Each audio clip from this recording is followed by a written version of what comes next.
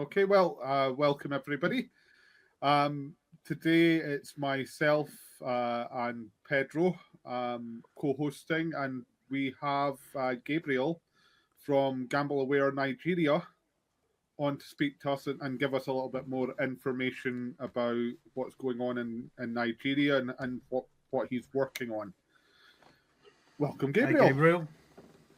Hello, Pedro. Hello, Duncan. Thank you very much for having me. I've been looking forward all week to this exciting conversation. So, to your viewers and to your listeners, my name is Gabriel. I am based in Abuja, which is the capital city of Nigeria. I am the founder of Gamble Aware NG, which is Gamble Aware Nigeria. And basically, I'm here to talk to you a bit about and also give you more contextual understanding of the gaming industry in Nigeria. So, Duncan, Pedro, if you don't mind, just fire on with any question, anything specific you want me to talk about, or if you just want me to give you an overview. Certainly. Right. Well, could we start by giving our viewers a little background on yourself? I mean, how did you Mm. come to the juncture of setting up Gamble Aware Nigeria? What's brought you to this point? Fantastic. Very, very good question. So, I first, got into or started becoming aware of the whole gaming scene when I was in the UK between 2011 to 2013. There, I was exposed a bit to Bet 365, Lads Broke, I saw all of it. I had my own tribe playing around with my friends on it. And, back then I was just thinking, we don't have anything like this in Nigeria. I mean, I wonder who has enough cash. Let's set up something as a joke. So when I left around 2013, I came back home to Nigeria and I realized truly there was nothing. There were no operators. The only thing that you could say that was close to that was like a lottery-based system that was played on the streets, and that was about it. But there were no online sports betting of operators. There was nothing like that. So fast forward to 2015, we started seeing about one or two of them start coming into the scene, and it just came in really quietly. And I had that awareness because, I mean, obviously I was in the UK and I could see how big the industry was over there.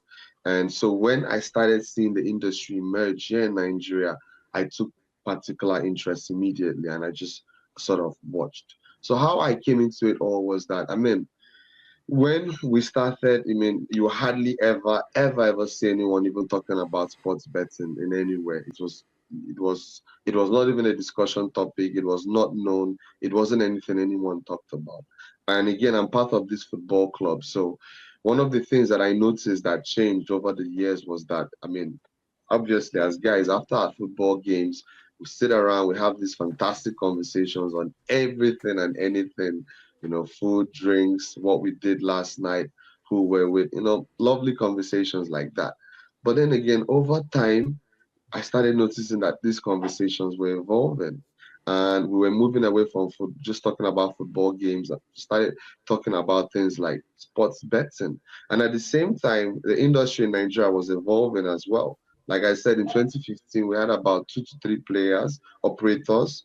And now, as at 2025, as at the last check, we have about 67 active licenses that have been issued to operators. So you can see there's been a Yeah. massive increase in the number of operators. And again, back to my social circles, our conversation started evolving. What used to be conversations around just general guys, they now predominantly became conversations around sports betting, around betting codes, around the odds, around, who lost last night, who won. I started noticing that it basically started permeating my social fabric, right? And that was just one. Secondly, within my close circles, I started noticing that a couple of friends that I knew to be of upright, were very okay, modest, quiet people, started approaching me for money. Like, can I get some money? And they didn't approach me just on a regular, hey, they will approach you like midnight, really odd hours, abruptly, back to back. And, for me, I'm very observant. I'm like, that's not right. There's something out of character. with these requests. It's coming at very odd hours. Sometimes you attend to a request and another one comes up like 2 days later. It felt to me like there was an underlying problem. So when I looked a bit closer, I now realized that, oh wow, I actually have a couple of really close friends that are facing gambling harm. And it really hit me hard because these were people that, I was close to. These were people that we had plans. We made plans together, and just to see them sort of fall off.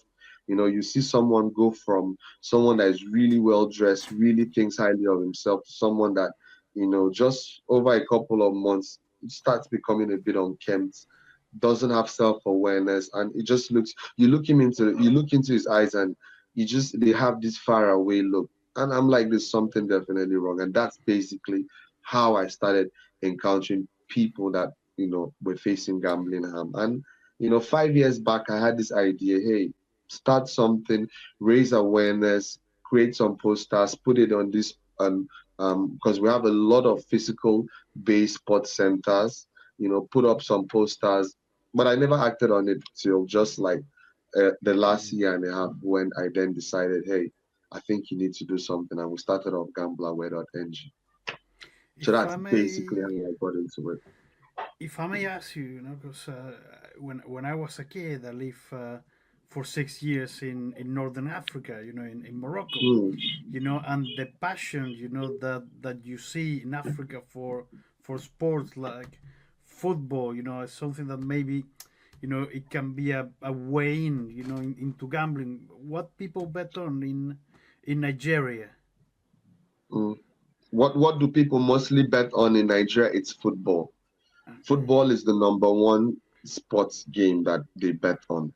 But what I also realized, that the ones that are facing harm are those that play virtuals. So I mean, from my research, if you meet 10 people, out of 10 people that are facing harm, nine and a half of them, if that's possible, are facing harm because they are playing virtual. So yes, that whole football culture played into it. Nigerians are massive sports lovers.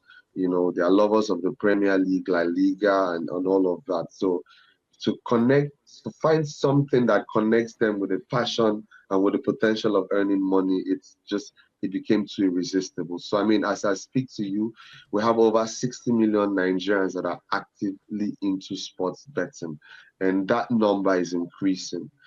From my own local research, if you're looking at it demographically, 1 in 15 sports bettors in Nigeria are women. And I would say, and that's just from those that we meet physically.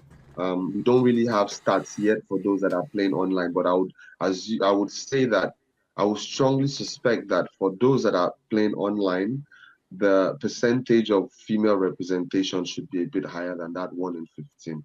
But yeah, that is what we've noticed. There's a lot of people are connected to it by passion, and in a way, it's that passion is also what leads them to facing real harm. And I'll explain.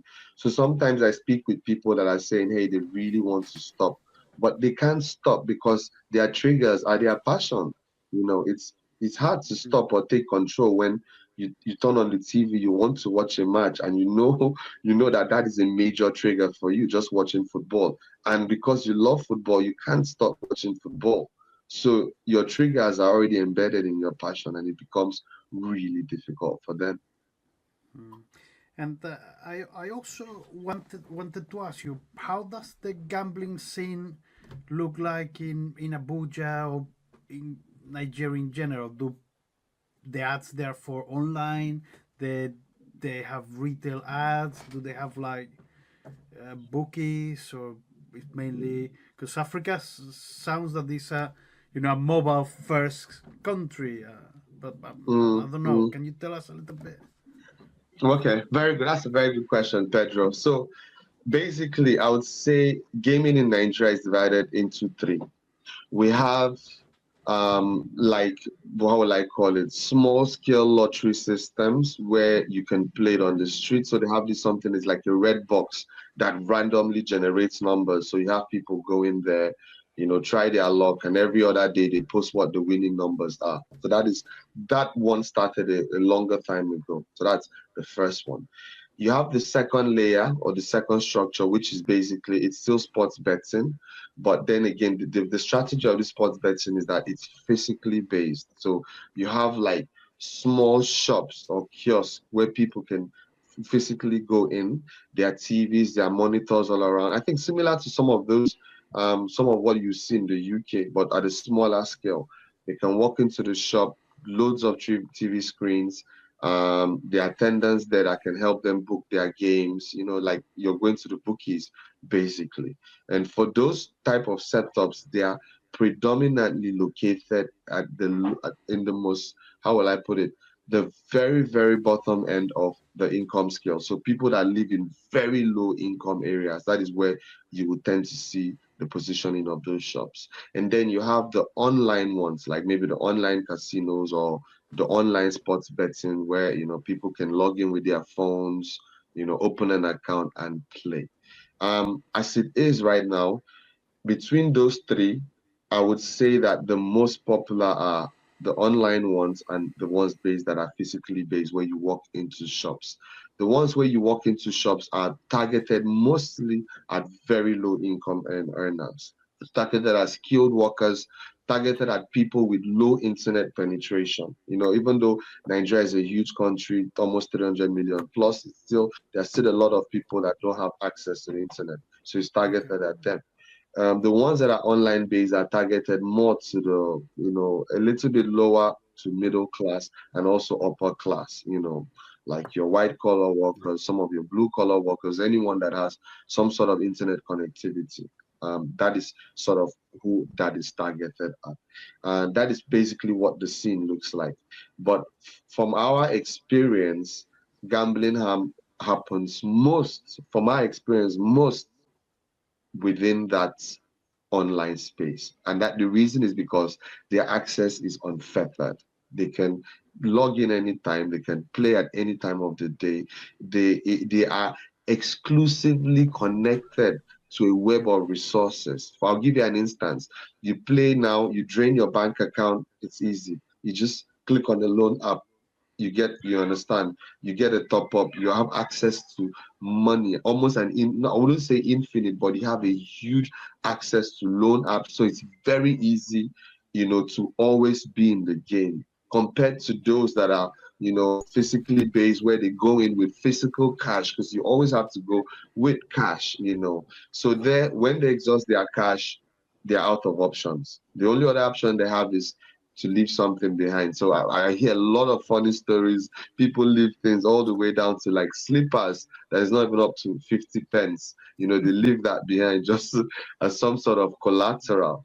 So that is sort of what we are noticing. But it's not to say that we don't see instances of gambling harm for those that are physically based players. We actually do see a lot of it. And for those ones, the sad thing is they don't even know that they are facing harm because, like I said at some point earlier to you guys, a lot of Nigerians are not aware of mental health. They just don't understand the concept of mental health. They don't understand the concept of addiction. It's just I want to play. I like playing, so I play. Just I think last Friday we met a young man. So there was this shop that is located at an area that has a lot of construction industry going around. So like it has an industry where people are molding blocks. It has an iron industry where people are like into iron. And then there's an ongoing work, road construction. So you have a lot of like hard hat workers all over. And there's a shop there. And we went into that shop and I met a young man and I asked him, how much do you spend every day playing? And he says, I spend 5,000 naira. So 5,000 is maybe the equivalent of about £2, £2.50, thereabout. And I asked him, but that is your daily pay. That's actually what you earn every day. And he tells me, yes, that's actually what I earn every day. And I looked at him immediately and I could sense that this guy was facing gambling harm. He was unkempt, due to that addiction. All his entire purpose at that point was to just make enough money so that he can play for that day. And he told me a sad story about how one time he took his company money to play and he lost it. and he couldn't go back to his company. He couldn't work. They were calling him every day for about a week. And then finally he goes back to the company because his friend persuaded him. And they basically put him on suspension, put him on work without pay. And that was how he was able to get his job back. But he got to a point where now he plays every single day. And it's, I mean, from my experience, you can identify problem gamers just even physically. For some of them, you can identify because most times the signs are they are on chems, they don't take care of themselves. You know, for those that we meet physically, you know, so it's, like I said, it's not to say that gambling harm doesn't happen there. It does happen, but not at the rate that it happens online, because most of the people that reach out to us for help are actually those that play online. That's really interesting. There are a few comments I'd make about that. Firstly, with regard to the exchange rate and £2.50 per day, I think that has to be contextualized within the living thresholds for the country, because while £2.50 you wouldn't be able to live on that in the UK. That Yeah. is and I'm not conscious enough of what the living wage would have to be above the poverty line in Nigeria, but £2.50 you can get a lot more for. You get that for a day's work. Yeah. I would also I would highlight that it's very understandable that online represents the biggest issue. I mean, we've opened Pandora's box with the internet. That's Yeah. the truth. There are many amazing things that have come with the internet. I mean, we couldn't be having this conversation right now if it wasn't for the internet. But we were never evolved to have this level of access to stimulation like gambling. But prior to the internet, as you point out, you had to physically go into a premises, a shop or a casino or to gamble. It's not something that at 1 a.m. in the morning you could just do. Now, I'm on the bus to work, 2 clicks, and I can be spinning on a slots machine. We're going to have to adjust as a species, as a culture, to this new level of access, and we're going to have to find ways of coping with it. And my final comment would be actually on one of the funny stories you told.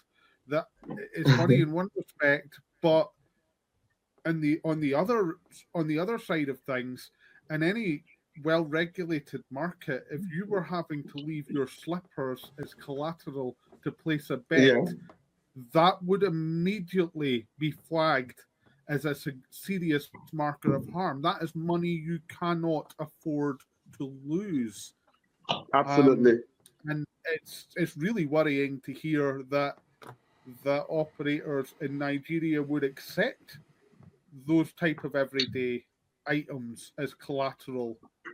Okay, I think, sorry, just trying to plug my distance. Very, very important point you made there. I'll take your points, 3 of them, starting from the first. Okay, so first of all, I mean, thank you for pointing that out, the contextual difference between the UK or Western nation and here. Basically in Nigeria, for you to be considered as being slightly above the poverty line, because you're looking at something not more than $2 per day. So basically, a lot of majority of people here are within that or earn less than $2 in a day. So when you see someone saying, I play with £2.50 in a day, you would consider him slightly above the poverty line. So that was so that just take note of that contextual in terms of the earning. And it's really funny because a lot of people that play are right at that poverty line level, and they really don't mind, investing all of their earnings back into it. So that happens a lot. On your second point about just how how much the digital age has, how much just has evolved as humans, I absolutely agree. Now you can play at any time. Your phone could be a trigger. in the sense that just seeing your phone, you could go instinctively to www. whatever sports app it is that you play, and there's no rules. I mean, apart from what BetBlock and others are doing, there's almost no blocker to stop you or to control you, because you can access it. And again, in Nigeria, there was an increase because previously we were not a credit-based country at all. You could hardly get credit on anything, but all that changed from like 2016 upwards. So what that means is there are now more apps. There are more ways to get money online. You could log onto an app with just your phone number and get maybe the equivalent of £30, and you could do that for so many other apps. So with that, the increase in the availability of credit lines also came with an increase in people having excess or discretionary funding that they could use to fill their gaming habits. So all of that goes hand in hand with access to technology. Gabriel. On your third, go on. Sorry, what? I was thinking about something that Duncan mentioned, and I wanted to ask you. Sorry to interrupt, but sometimes my thoughts No, please go on. Sure. they just go away. And Mm. for example, when you were saying that people have to leave some collateral, like, I don't know, like the watch or something that is valuable for them. Are those like any sort of licensed bookies or branded bookies? Are they the same sort of companies that we see in Europe, or are those independent business that they don't have anything to do with big brands? They are licensed. So I'll just take an instance. Imagine if Bet365 had shops, right? So Bet365 had physical shops, and then it started franchising its brand. Basically, you can pay to be a licensed operator of a Bet365 shop. That's exactly what we have here. So you can't separate the name from the business. It's all part and parcel of it, right? So yes, they are, by extension, they are actually big and well-known brands. And do you understand? Duncan, can you hear me? Yeah, I can hear Yes. you, and I Exactly. find that actually quite alarming, because And I haven't even gotten into it. Sorry, I'm just switching locations. I just wanted yeah, to don't make worry about sure that it. I am. Worry about it. Now, No, I know sorry. that I just want to it's get my charge. not easy, No, absolutely. I find that really concerning, because the regulations, certainly within the UK and most European markets, are very restrictive when it comes to gambling operators providing any type of credit to a player. Mm, And where mm, mm. you're starting to engage in ad hoc collateral evaluations, that they're basically doubling their function up as both a gambling operator and a pawn shop, and Absolutely. that wouldn't be compliant with any UK, Malta, Gibraltar. None of these licenses would that sort of action be compliant. I mean, It is not. I'm going to make a call from here. If any, of our friends from the gambling industry, they have any sort of uh, franchising, in Nigeria, because if they knew what is happening there, I think probably they will do something, to make a change. So please, if anyone can help, Yeah, to improve the situation, I think this is something, that probably someone that is sit in an office, in London, or Silema, probably don't know. Otherwise, would be quite alarmed. I will. Go on, let, Duncan. let's let's not make this the same reactive response where we Yeah. wait Mm, for the story to explode. As an industry, we can do better than that. Yeah. Let's stop clearly bad practice occurring in advance. Absolutely. And I will just ride on your point, Pedro Duncan. I mean, while making that call, I would really also appreciate if someone could, I mean, look at how to sort of bridge that divide between where we are here in Nigeria and where the West is. And I mean, that's why, I mean, I'm so thankful to have you, Duncan and Pedro, here. You guys have been fantastic. You've been amazing. You've provided us with support. You are our only linkage to the West as it stands. And I find that in a way, I find it concerning. And, you know, one of the concerns I've raised is, for instance, a lot of international licensees are here in Nigeria. We have sports brands, sports gaming brands that are worldwide that operate here. But then again, they don't have any sort of responsible gaming support to Nigerians. Rather, they refer them to Gordon Moody. And when you click on Gordon Moody, they then tell you stuff like, we don't have offer services outside of the UK or outside of, you know, EU. So in a way, people don't have anywhere to go. You have organizations like usgambleaware.ng. We don't have support. You know, one thing I know and love the UK for is they always extend support to developing nations. But I would say there's almost no support in that regard here. You send emails, there are no responses. They don't even want to speak to you, you know, in terms of how can we partner so that we can also strengthen responsible and safe gaming here. It's a major thing, Pedro Duncan. I think you guys also have a big platform, but I would say it's really concerning why we are not seeing much. It's not saying financial support, but even if it's just technical advice, you know, like I said, you guys, as it stands, are just like our only connection to the West in terms of technical, you know, issues. We have a lottery regulatory commission that doesn't have technical capacity on responsible gaming. You know, there's so many, the gap is so huge, but for some reason, no one wants to step in and cover. I'll also give you an instance, right? So, I mean, it's not just that they can even give credit and all of that. There's an almost absence of rules. There's an absence of rules in terms of how sports gaming is advertised. I see a lot of billboards that are right next to schools. Obviously, if there was a regulatory this thing around that, there would be things like you cannot place gaming billboards at least 4,000 meters from any school or any place where there are young people. You shouldn't be able to do that. You shouldn't be able to advertise in a way that depicts that, you know, the game or the outcome is financial. We've got you back. Yeah. There we go. Yes. Sorry. If you can hear me, go on.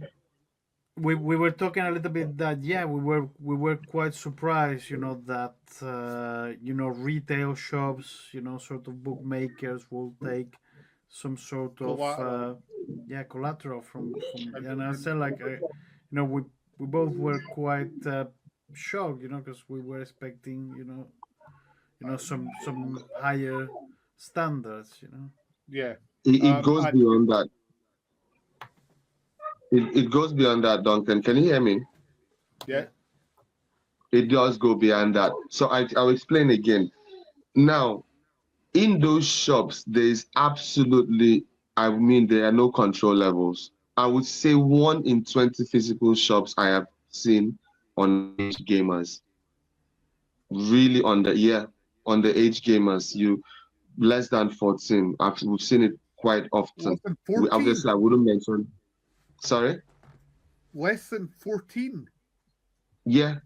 That's appalling. Yeah. I'm telling you, because some of these shops are located right next to people's homes. So you even have children just walking in and out, some of them running errands. But I mean, the one we've seen underage gamers that were playing, and they told us specifically, please don't record, please don't say anything about that. You know, even though we asked them to ask those children to leave. I'll explain how the model works. At that level, at that physical level, there are no rules. There is nothing.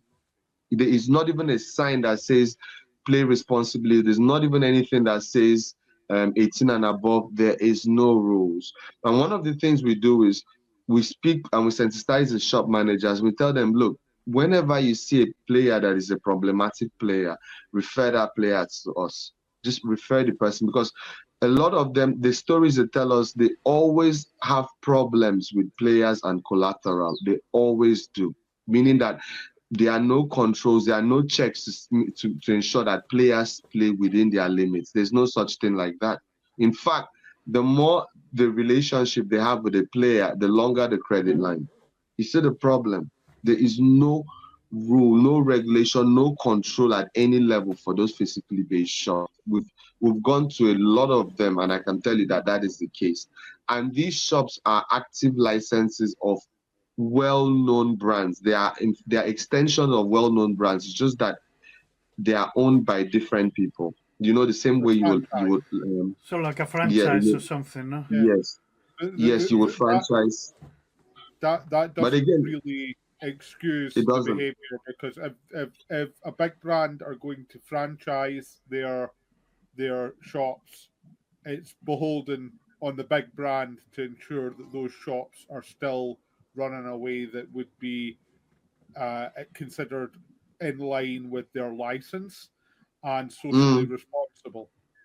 Allowing their franchises to, as I said earlier, function as a pawn shop, and to allow children, 14-year-olds, to play. That's well, I struggle to believe that's compliant with the Nigerian licensing conditions, and it's certainly not socially responsible. It is not compliant, and I'll tell you something. It is not in any way, and that's why we at Gamblerware NG, our work is cut out. I mean, I don't know how to put it. Duncan is like going back to the UK, maybe the 80s. That's sort of where we are. Even way back than that. This is absolutely a wild world. Yeah, I grew up during the 80s in the UK, and I can tell you now, I would never have been allowed into a betting shop. Exactly. I would have been told to leave immediately. I would never have been allowed into a casino. So it's even more significant than that. Yeah, I mean, it is worse, and that is. Go on, Pedro.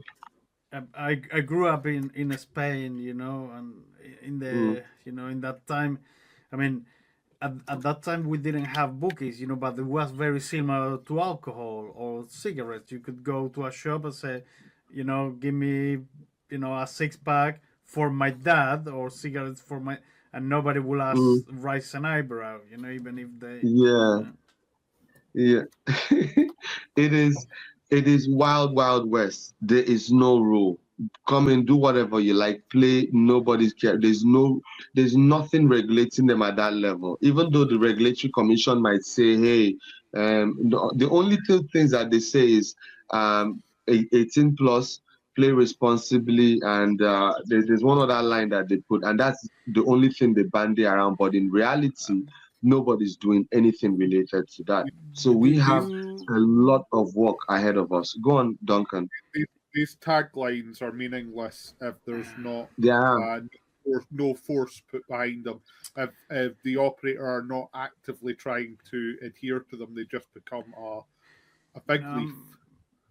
I'm just brainstorming here, you know. I don't know, like maybe, you know, like, you know, big brands, you know, that they care, you know, of you know, social responsibility, sustainability. Maybe they should have something, you know, on the you know, like steps to become a franchisee. You know, okay, you know, you need to pass, I don't know, Gamblerware NG mystery shopping inspections, you know, and you say, okay, you can lose your license, you know, if, you know, there's minors, or, you know, if you're doing any sort of credit, you know, because I mean, you know, I do understand that maybe the government may have, I don't know, like other, you know, priorities, you know, but there's something that maybe, you know, it could be helped by brands, you know, the same way that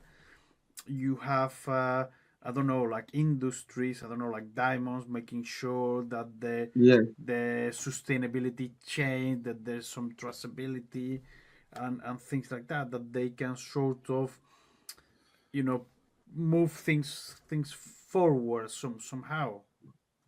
Yeah, absolutely. I mean, that is a very good point you've made there. And I'll tell you some of the things that we are doing to address that. So one, we are about to, I would say before the end of February, we will be announcing a major partnership with the National Orientation Agency. It's a federal agency that helps with this with national orientation in terms of values and culture and all that. And they are also a platform for dissemination. So if you wanted, for instance, I'll give you an instance. I don't, you guys, have you heard of a national anthem? I mean, obviously, I think you should know a national anthem.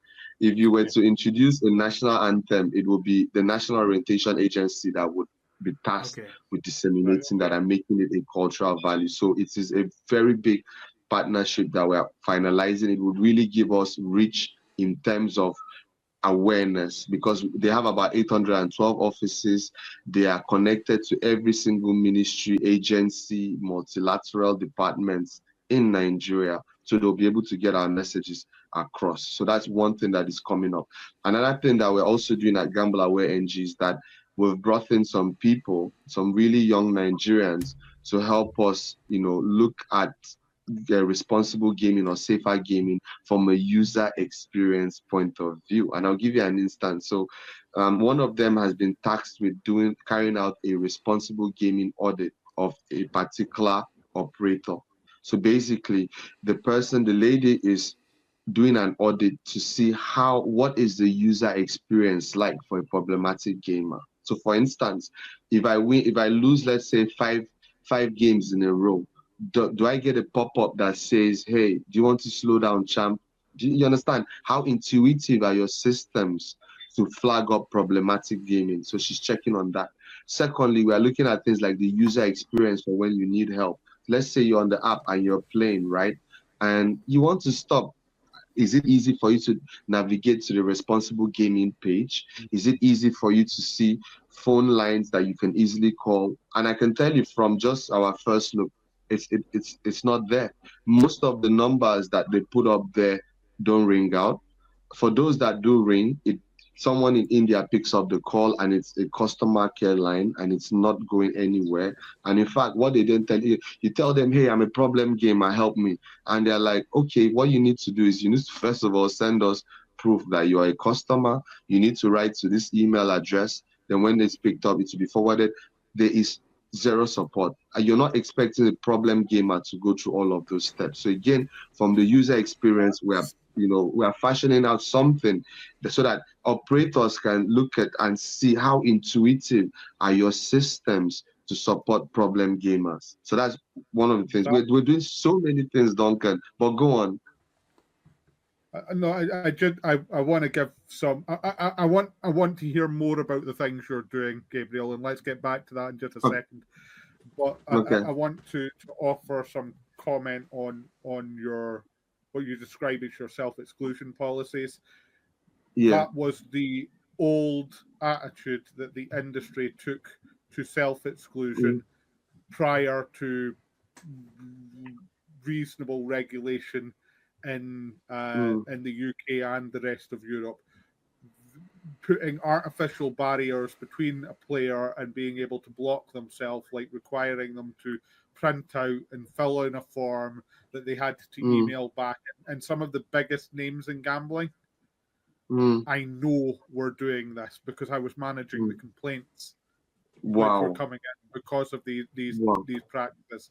There's no good reason that a logged in account holder shouldn't be able to simply click a few buttons and exclude. Exactly. Um, Exactly. if if any time an operator tries to make the claim that but we have to verify that it is actually the account holder, well, the response to that is it's verified enough that you would allow them to gamble and lose money on that account. Yeah. It's only when they Mm, try to block themselves that you're then saying, no, we need to verify their identity. That is it's an absolutely bogus argument.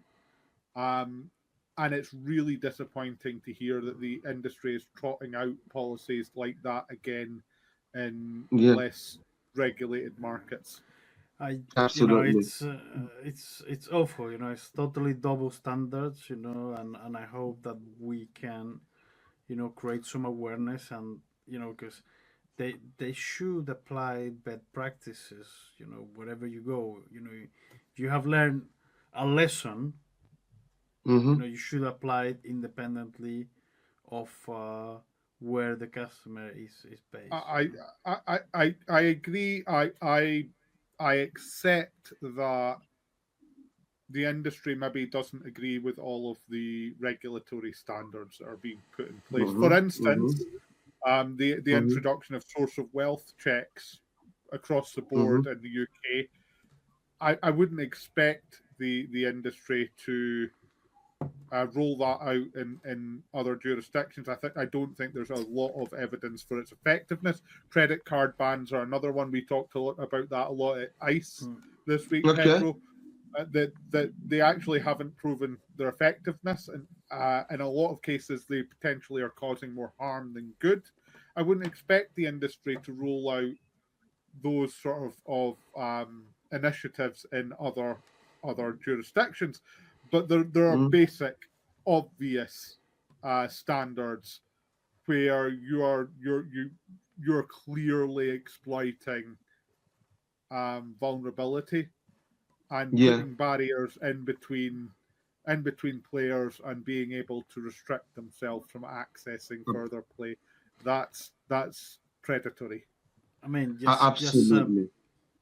To give Gabriel a bit of background, during the pandemic, the credit cards were banned, and credit cards normally in the UK, they have around a 17, 20 something % interest.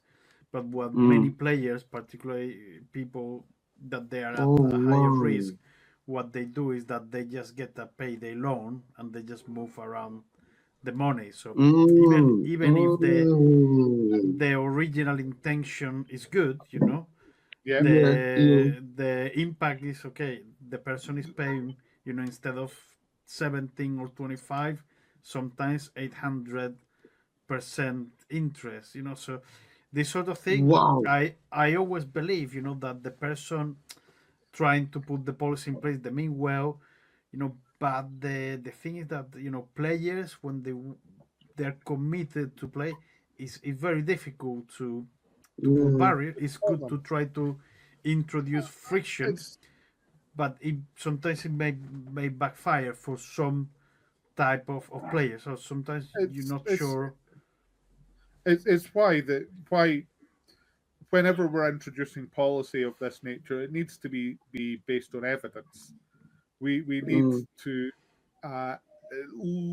have some sound grounding to believe it will be effective before we apply it.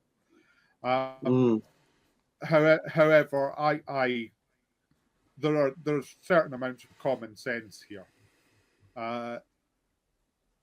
Requiring, and I've returned. I mean, even in weekly regulated jurisdictions, there have been cases where I've managed to get mid 5 figures returned to a player because the live chat agent is telling them, "Oh no, you can't self-exclude by asking here. You have to go and email this email address and provide verification documents and provide this form fill." That is simply a practice that's unacceptable.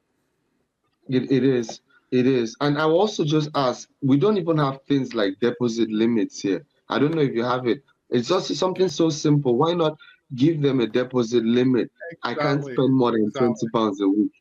Why is it so weak? These sort of things online, they're inbuilt, so it's something the truth is, operators are having to suppress the feature in certain jurisdictions because they have to have it in other jurisdictions, and that's really disappointing when you see them actively suppressing basic responsible gambling supports because there's no licensing standard here that says we need it. So you see the problem we're having here, Duncan and Pedro. Just something as simple as, yes, self-exclusion is there. Everyone has that. It's a standard, but that's where it ends. That is absolutely where it ends. But there is no operator here that I have seen that has a deposit limit option. And that I find out so strange. Why? Why don't you give your players support. Why don't they give? I struggle because, sorry, Duncan, there is no player support available in Nigeria. I don't see anything. There is none. Let me give you an instance, right? Last year, one of the biggest operators spent 524 million, which is the equivalent of, let's say, 182,000 pounds on CSR. And their CSR was fantastic. They gave out hospital beds, prosthetic limbs, tournaments, Paralympics. They did all of that. But guess what? Not even 1 pence went to supporting their player welfare. Why? It's not strange that they don't have deposit limits. That's cynical. It's just cynical. You know, I don't know. I may be wrong, but for example, I think in the UK we have seen something similar with, you know, with National Lottery, that they do a lot of things for charity. But to my knowledge, I you know, and I have been in the safer gambling, you know, sort of scene for some time. I don't remember any sort of safer gambling support for organizations. You know, I may be wrong, but I don't remember. I don't recall seeing anything of that nature. I couldn't say with any confidence, but I suspect that that's a public relations issue. I don't. I think that the lottery in the UK is trying to create the perception that it is distinct from gambling. It's not the same thing, and as such, supporting gambling harm minimization projects would draw a public the public consciousness back to the reality that they are part of the gambling sector. So I think that may be why the lottery doesn't want to fund those sorts of projects. I can imagine. So now in Nigeria, right? There's nothing like that. There's only, I think, 2 other organizations similar to Gamblaware NG in Nigeria that I know of. And these 2 others, and they're all doing great work, but that is not enough. That is not enough. I'll give you another instance, right? There is, how will I call it? There's hardly any talk around player welfare. And for me, it boggles my mind because the operators know the truth. They know what happens, but they know where their profits comes from. Their profits don't come from players winning. Their profits come from players losing. And they, you know, that loss, there are ramifications to that loss. You know, the other day I was speaking to just yesterday I spoke to a player. We're counseling a player that was contemplating suicide.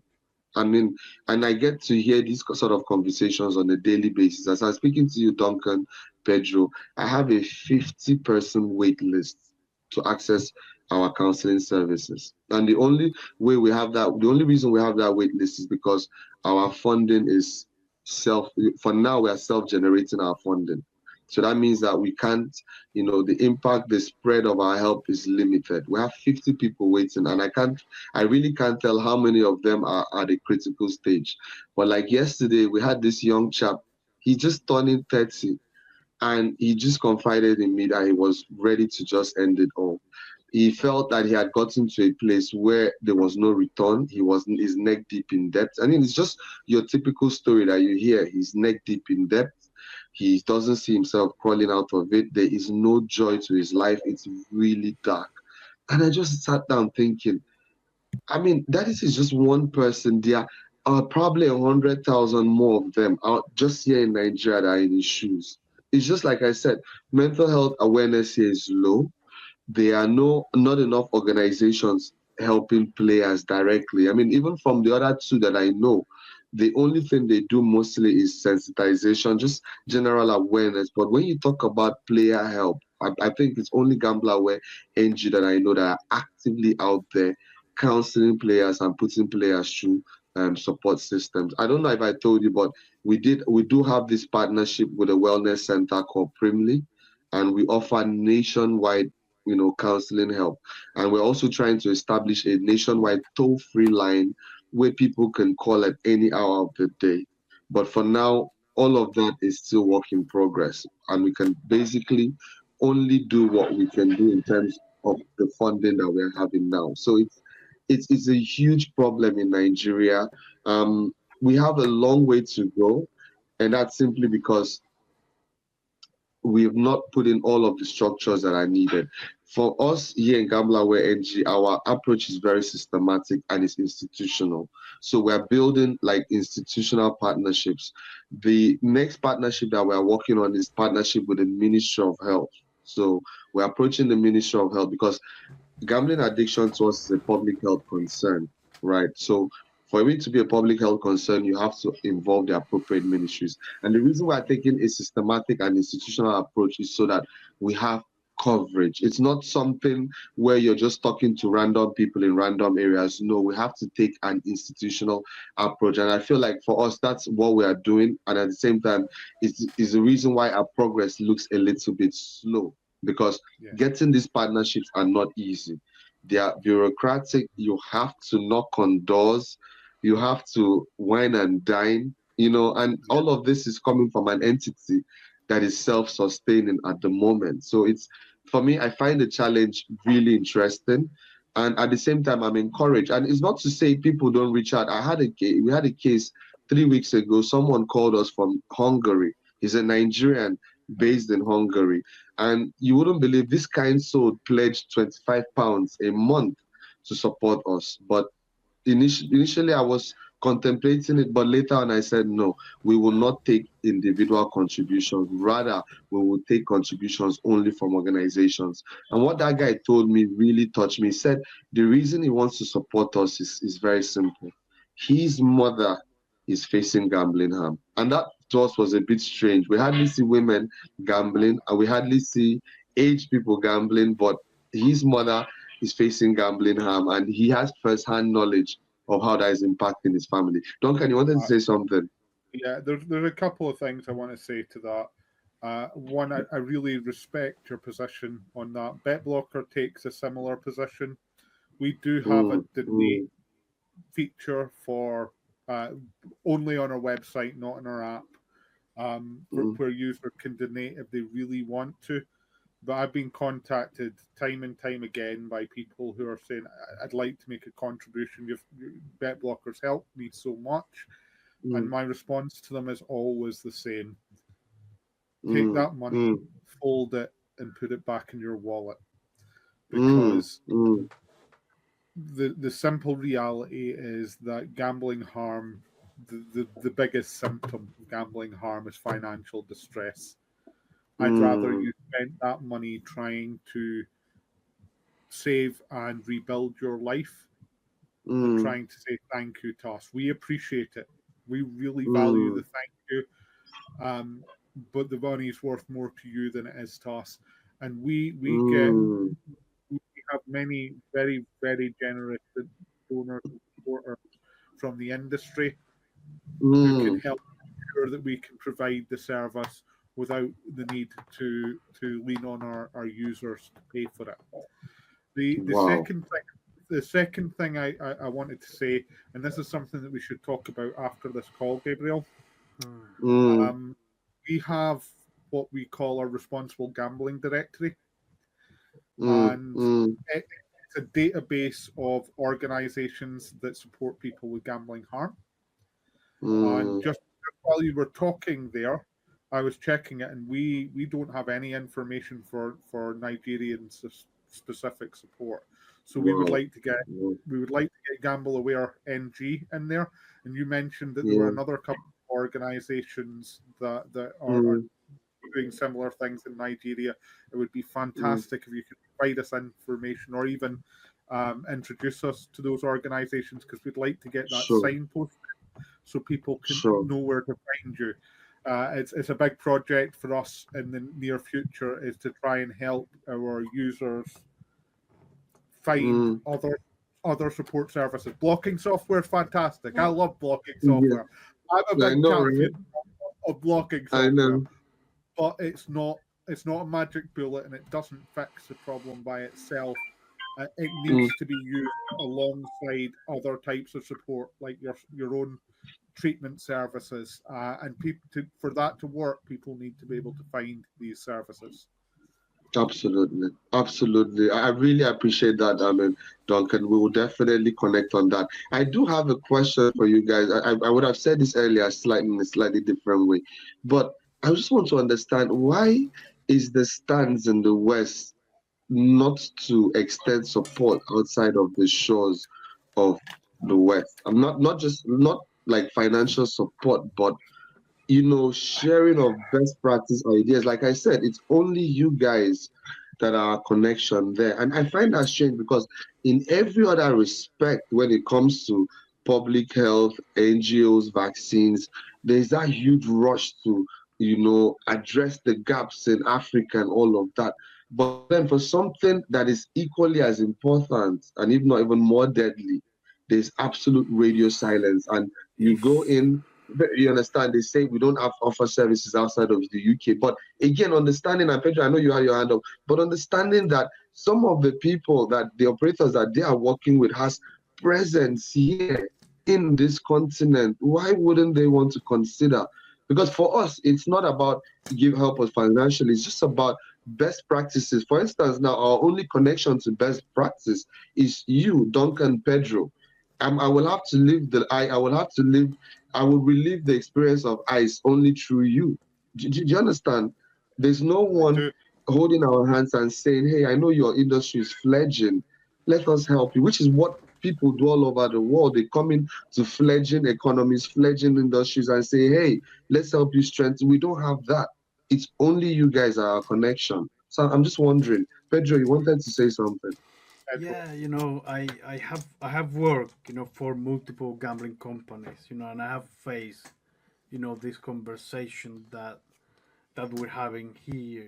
What I have here many times is, okay, is this have regulatory requirement in this jurisdiction? No, then we don't have to do it. And you know, I expect better. I expect better. I think the basics, they should be universal. You should have quick self exclusion. You should have limits. You should have all the basic tools that they are offer. As a standard best practices. And I also think that if you are operating in any country, you need to support local organizations where you go. I have a lot of good friends in the industry, and I'm sure that if they were to, or when we hear that, there'll be a poll, and I hope that they do something about it. I I think that's really interesting insight to the industry. Um, and I'll follow up on that by talking about the third sector, because while Yeah. Pedro, I think you're entirely right that the industry is not can behave with a bit too much of a commercial mindset when it comes to Mm. unregulated markets. I think there's also a major issue with the third sector in this respect, and I think it comes down to tribalism. I think Mm. it Mm. comes down to um, a certain amount of lack of resources. The reality is Mm. that many of the charities aren't really interested unless it directly affects what they are doing. Mm. And I Mm. find that I mean I understand we all have limited resources, but I find that a hard um, position to justify. From day one with Bet Blocker, I wanted to ensure that this was available free to everybody everywhere, because the Yeah. reality is gambling addiction is no different in Nigeria, South Africa, Zambia, Brazil, Indonesia than it is in the UK. or in the US or in Canada. Mm-hmm. I know that our funding tends to come from more developed countries, and that's just a reality. That's something that we have to accept. But if I can deploy that sort of funding where other countries can benefit from it as well, then I'm certainly going to do that. And it always disappoints me to hear organizations that are in the sort of third sector space saying, "Oh, Mm-hmm. we're not really interested in talking to charities in Africa or South America because we're only interested in supporting the UK." Mm. Mm. I And go on, I, Duncan. I don't have any better explanation for their position other than it's not our business, so we're not getting involved. Yeah, I mean, absolutely, because the way I say it, it's not, and again, in terms of resources, it's not really about resources from my viewpoint. It's not, for instance, Gamble Aware NG is not out there actively seeking for funding. It's more about just exchange of knowledge, which is something I think the UK, the West really does really well. I'll give you an instance. One of the things we want to do here in Gamble Aware NG is we want to start being more of a convening authority. So we want to be able to start bringing the operators together, regulatory Yeah. commissions together, just bringing the industry together and say, what, let's chart the way forward. And we don't have that much expertise to go forward. You see the point? That's where you, Duncan, you, Pedro, come in. You guys are like our only technical specialists that we have. You understand? But what we want is maybe a network of other specialists that have blueprints on best practices that we can say, hey, we have this 2-hour online call. Would you be able to pop in? That's just for us. It's just more primarily on knowledge exchange. Remember, Pedro, I sent you that whole thing about we're trying to design a survey, and all of that. It's just in those kind of areas, just collaborating more, learning what is the industry doing more there, exposure to best practices. That's how you grow industries. And like I said, for me, I mean, I respect if there are boundaries, but there are really no boundaries. Most of the operators, they operate here. They might operate under different franchise names, but they are here. And like I said, they are here, but they are not offering any sort of local support to players. Majority of them, the numbers don't ring. They send you to Gordon Moody. Gordon Moody then tells you we don't operate outside of the UK. And it's like, players are sort of left to fend for themselves. But it's interesting because for me, I see all of this as opportunities. It's an opportunity because it's an opportunity to test out different things. It's basically there's no structure here. We are winging it as we go along. But for us, our I, priority will always be the players. Pedro, go on, I please. I would like to propose something, and I know that I'm just get things off my sleeve, but it would be amazing if we could organize, like sort of, you know, maybe this year, 2025, a conference, Mhm.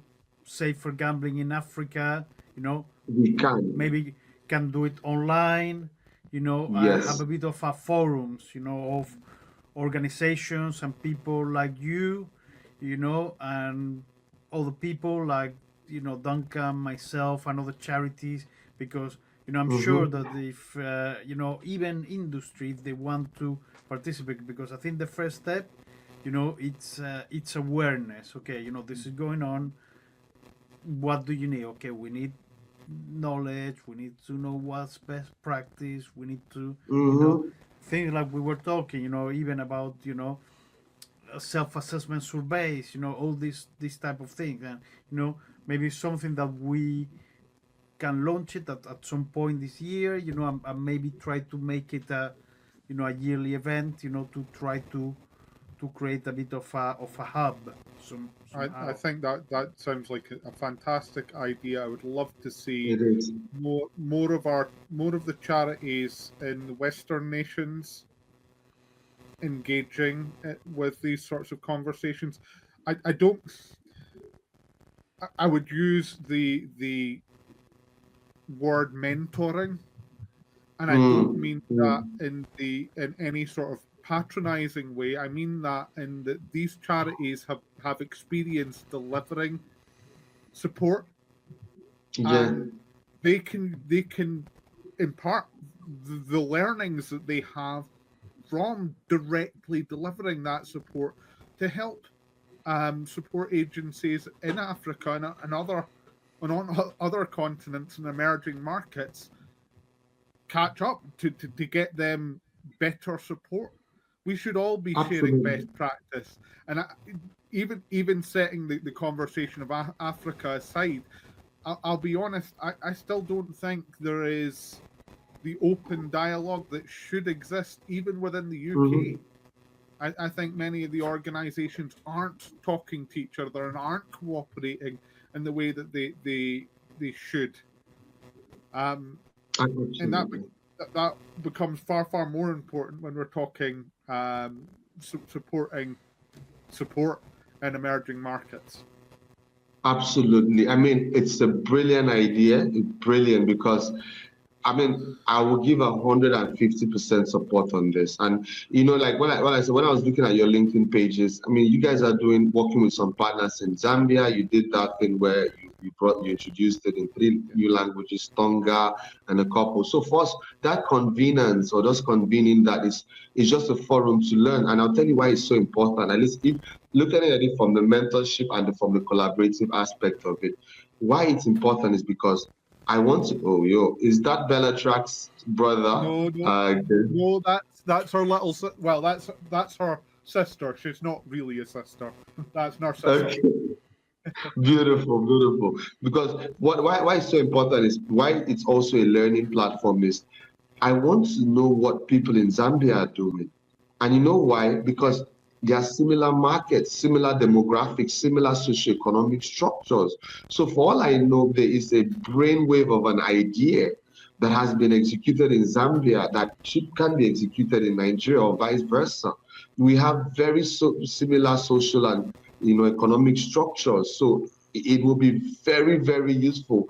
You use your platform, you use your convening ability to bring us together. And again, maybe introduce 1 or 2 other partners from the West. For me, it's all about learning. Let us share, let us collaborate, let us ideate, together. The problem is far bigger than all of us. I mean, so Pedro, Duncan, whatever you will need in that regard, I'm willing to support. If you need people resources, I have a couple of people that can help with setting it up administratively, just anything. I'm up for it. I would rather prefer for you to lead and us to be the support, but you have our support 100%. I think, probably you can lead and we can poke with the stick, our contacts. I think go on, Duncan. Well, I think we can certainly provide the technical infrastructure for to host it. I think that we can bring some of the UK charities to the table. I think that's reasonable. We may be able to bring some of the organisations from North America as well. And we can reach out to a few of the organisations we know in Africa, but it would be great if you could find more contacts. And I think what we want to do is over the next couple of months, let's plan this out. Yeah. Also, wow! Did you see my hair rise? I'm sorry, I didn't want to speak. My hair just raised, and I've not even had a drink yet. Because I'll tell you one thing. One of my specialties, Duncan Pedro, is I bring ideas to life. That's my job. That is what I do. I bring things to life. So I can tell you for a fact that we are going to do this. I mean, Pedro, brilliant idea. What I'm going to do is I'm just going to go back. I'm going to put out a paper, a plan. A proper plan, and I'll share it with you guys. But basically, we're convening, like you said, it could be a 2-3 hour online thing. And what I would basically just need from you guys is the ability to invite other people in. We will go through what the agenda will look at. Exactly. We'll go through what the topics are. I will look for Nigerian partners that will support. I mean, we have the federal government support on it. I'm very sure the National Orientation Agency will be glad to be a part of that. I will speak to other major players. It's a very simple forum. We just want to bring people together. We want to, create a sort of learning space, collaboration space, mentoring space. We want to be able to see that free flow and exchange of ideas within Africa and also between Africa and the West. I think that would be a very good starting point to address, that issue that we raised about not having enough supports here, because it's really all about best practice. And I also tell you another thing, by doing so, the operators that are here will pay attention. Like I said, there's really nothing holding them to account here. I just told you guys some months ago that the regulatory agency has been dissolved. So now every single 36 states is expected to have their regulatory commission. And there was something that, Pedro, you said that the danger to that was that it's sort of like kill and divide. If we're so divided, it will take a very long time before the entire regulatory commission can catch up with the operators, because as it stands, they can go to a different state, do something different, go somewhere else. So when they see that there's some sort of coalition, there's some sort of support, I think they'll pay more attention and they'll be more willing, to sort of be involved in this conversation. And Duncan, also remember what you said, because he kept ringing in my ear when you talked about, when I said that question of, I don't really want to get funding from operators. And you said the reason it's so important to get from them is you have to bring them to the table. They have to be part of the solutions, to this thing. Because to be honest, they hold the knife, they hold the bread, so we can't do these things in isolation to them. For me, for one, one of our biggest problems in Nigeria is we have a huge number of physically based gaming shops that there's absolutely no regulation. There's no regulation for. Right? And that is one of our first starts. Then we have an online gaming community where there's no single user experience design that is designed to protect them in any way. No deposit limits. Just only thing they get is you can self-exclude, and that's it. That is the only thing. There's no regulation on it, just something as simple as advertising. You understand, say whatever you want to say, so far as you can pay for the airtime. And like I said, we are approaching this, from our view, we're approaching it systematically and institutionally. That's the only way I think we can go about it, by partnering with major institutions, institutions that can give us structure and spread. So brilliant idea. I'm so happy. I'm so excited, guys. You have no idea. And I must thank you people, because I don't know how and why you guys first accepted to even listen to us. We're just like a nobody, a no name, reached out to you guys, and look at Pedro, look at Duncan. I don't know. I don't know how to thank you. We're happy to work with and support any organization that's working to minimize gambling harms. It's that simple. Wow. I don't care what country the organization is in, as long as they are working to try and minimize gambling harms. That's a conversation we want to have. Yeah, I mean, this is something that, for us is like that's our ethos. We're a charity. We're free for everyone. We're anonymous, and we're willing to help with anyone that wants to work with us. To work, yeah. Right, Wow, guys. wow, I'm wow. looking at the time here, and we're clocking in at an hour and a quarter already. Oh my So I goodness. think we should probably call a halt to this session just now. However, Gabriel, I think this has been a really interesting conversation. There have been points during this conversation that I've been rather angry, and I think shocked at realizing getting insight into a market that I don't have clear visibility on. I think it would be great to do another follow-up podcast with you in a few months' time, and go for instance, going into a bit more detail on what's happened with the regulatory agency and the new state regulators. It would be interesting maybe 6 months from now to have a conversation about how that's developing and how you see working in the market. That's changed things. But why don't we wrap up for today, and we can pick up after this session on the responsible gambling directory and getting your information into that, and maybe start working on putting together a conference for later in the year. Responsible gambling in Africa. Sounds like a plan. Wow. Okay, Gabriel, thank you so much for your time today. You have been a fantastic guest and a really interesting speaker. I think that's us for the day. Thank you. Take care, guys. Duncan, thank you. Thank you so much. Enjoy the rest of your day. Take care. Thank you. Take care.